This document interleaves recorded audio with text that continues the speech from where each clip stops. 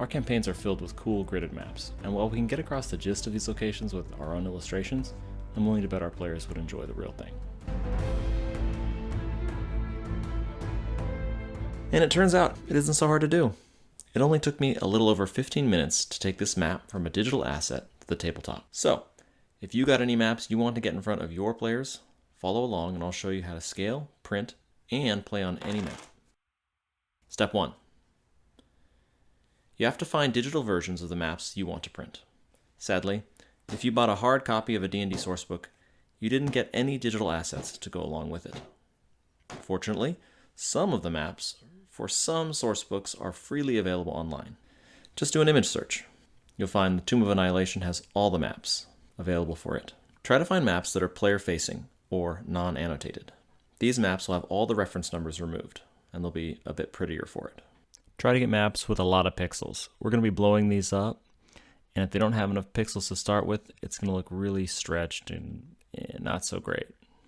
If you got your sourcebook on D&D Beyond, it's a simple matter of navigating to the chapter that contains your map, switching it to the player version, and downloading the JPEG. If you're running an indie module, or you have a PDF of your sourcebook that contains the map, you can extract that map just by printing that page as a PDF, and then we can work with that. Also, a gridded VTT map will do. If money is no object and you want the best quality map, you can buy direct from the illustrator. Mike Shaley at his website sells all the D&D maps at a very high resolution. But however you go, once you have your JPEG or PDF, we can move on to step 2, scale and print. All right, once you've got your image, we're going to download and install GIMP, because if we just tried to print it out the way it was, these squares would not be 1 inch by 1 inch, and it wouldn't work as a battle map.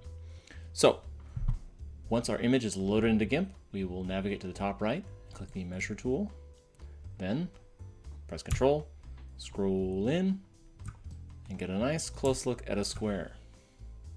Then we will click the outside and begin our measurement on the outside of the square, drag it over to the inside of the same square, and then look at the bottom of our window, and we see that our measurement is 165 pixels long. So once we've got that value, we go on up to Image here on the top left, click, and then down to Scale Image, and we will see our image size has a resolution of pixels per inch. And we're going to change this value to the value denoted below, 165 by 165. Once our values are changed, it's going to be scaled. It won't seem like anything has happened, but you've actually rescaled your whole image. Now every inch will be 1 inch by 1 inch. If we want to print this out and don't want to use any extra ink or extra pages, we can trim the image down with the cropping tool up here in the top right. Like so.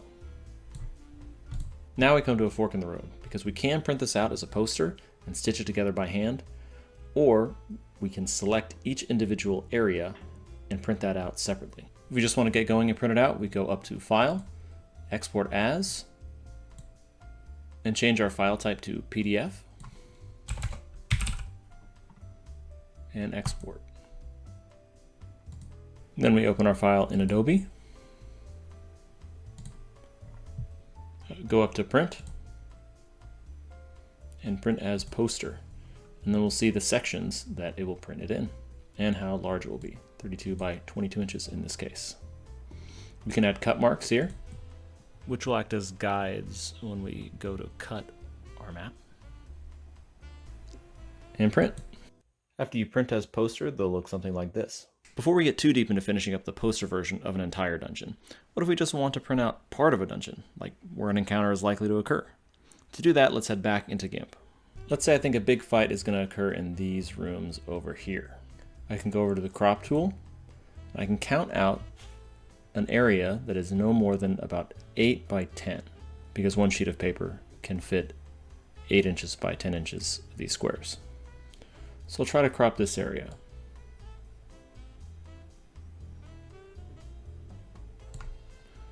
Perfect.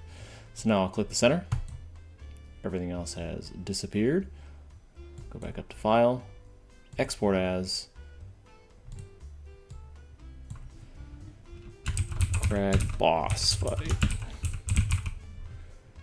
And export that. And you see when I go to print it, it will keep its scale and it's going to fit on this 8.5 by 11 sheet of paper. And if we go back to GIMP, we can just click Control Z or undo, and we are back to our full map and we can crop out more sections. Let's say wherever you do your printing, you get charged per page. And so you want to use as few pages as possible. In that case, you wouldn't want to crop out each individual of these little rooms, because that's going to be a lot of paper. So we can copy those rooms and print them out on one piece of paper, or we can cram as many onto one page as can fit. Next, we go to the select tool up here. And for rooms like this, we can use the rectangular select. Just draw a box here, and then Control C or copy. And then we're going to go up to File and make a new page. We're going to make the page the size of whatever it is we're printing. For me, it's US letter size, 8.5 by 11 inches. Go to Advanced Options. We'll change the resolution to match the pixel per inch resolution of our scaled image. In this case, it will be 35. Then we'll go to Fill In, and we don't want the background to be a dark color because we don't want to use the ink, so we can go to White or Transparency. Press OK. And we'll have our new page. Then we'll press Control V or Paste, and our room is here. Go over to the bottom right over here, which is our layers, and we will click Create a new layer for this. And now it's, instead of floating, it's there. Then, if we want to make more room for things, we can go up to the top and use the Move tool, switch to the Move tool, and move this thing around. If we are going to want to fit something around it differently, we can go to the Rotate tool, which is Shift R, and we can move this guy around even more. And this way we can cram a bunch of little rooms onto one sheet of paper. Step 3, finishing touches and bonus stuff. If you want a battle map to be a bit more robust, you can glue it to foam core or chipboard or leftover cardboard from a used box. I've used children's glue sticks and spray adhesive. Both work well. If we want to be able to use dry erase markers with our battle maps for spell effects or something else, we can laminate our pages before we cut them. And finally, I total these around in an accordion folder.